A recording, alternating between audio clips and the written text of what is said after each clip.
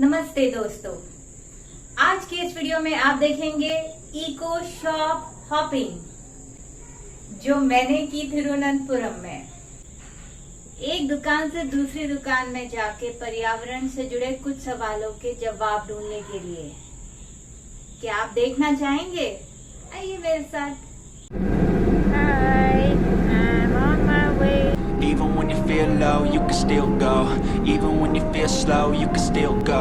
Even when there's no hope, you can still go. I never answer to no man. तो दो बहुत ही अलग सवाल थे।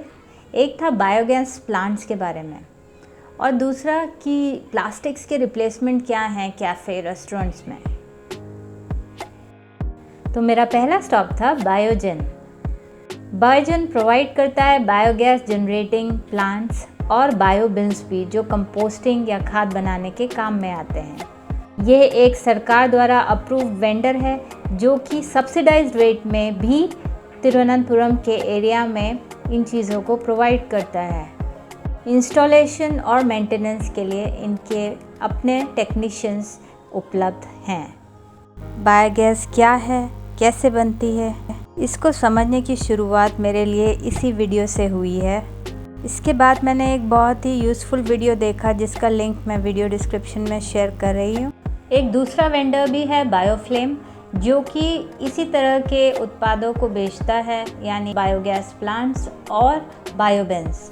और हाँ, यहाँ पर बायोगैस प्लांट इंसिनरेटर्स भी थे। प्राइस में अंतर आ सकता है, पर आइडिया के लिए बता दूं कि अगर आप 3 kg प्रतिदिन ऑर्गेनिक वेस्ट जनरेट कर रहे हैं तो उसके लिए आपको 15 से 20 हज़ार रुपये का बायोगैस प्लांट खरीदना होगा। मेरी अगली डेस्टिनेशन थी कैफ़े।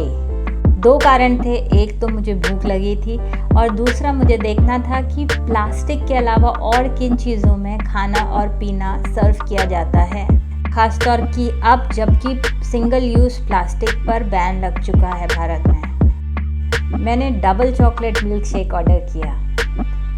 ना सिर्फ ये देखने में बहुत एपेटाइजिंग था, पर मुझे इस बात की खुशी हुई कि यहाँ मुझे स्टील स्ट्रॉ मिली और साथ में एक स्टील की चम्मच।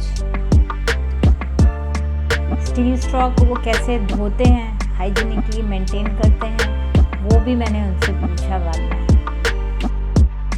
अगर हम डाइन इन कर रहे हैं तो हमें निश्चित तौर पे जो रीयूजेबल बर्तन हैं उन्हीं में खाना मिलेगा, जैसे ग्लास, सेरेमिक, स्टील।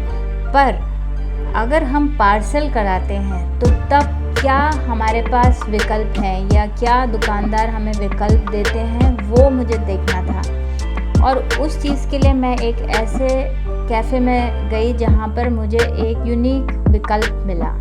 पर उससे पहले आप देखिए मुझे डबल चॉकलेट मिल्क शेक को एंजॉय करते हुए।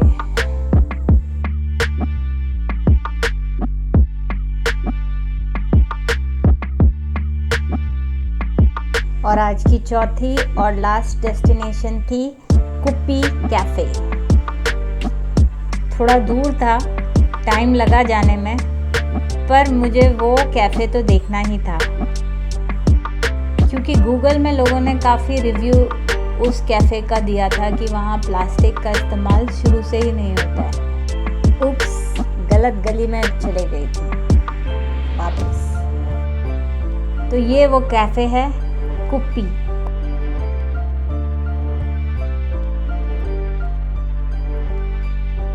मलयालम में कुप्पी का मतलब है बॉटल। वाकई में मैंने देखा कि यहाँ बहुत सारी बॉटल्स हैं और इन्हीं बॉटल में जो सारे ड्रिंक्स हैं, पेय पदार्थ हैं, उनको सर्व भी करते हैं और उसी में पार्सल भी होता है। तो इस 3.5 घंटे की ट्रिप में मुझे कुछ बातें उत्साहजनक लगी और कुछ नहीं, पर जो भी है सुधार तो करना ही है और सुधार हो भी रहा है। आपको अगर ये ट्रिप अच्छी लगी मेरी तो लाइक ज़रूर कीजिएगा और चैनल को सब्सक्राइब भी, और मुझे आइडियाज़ दीजिए कि मैं और किन किन जगहों को एक्सप्लोर करूं।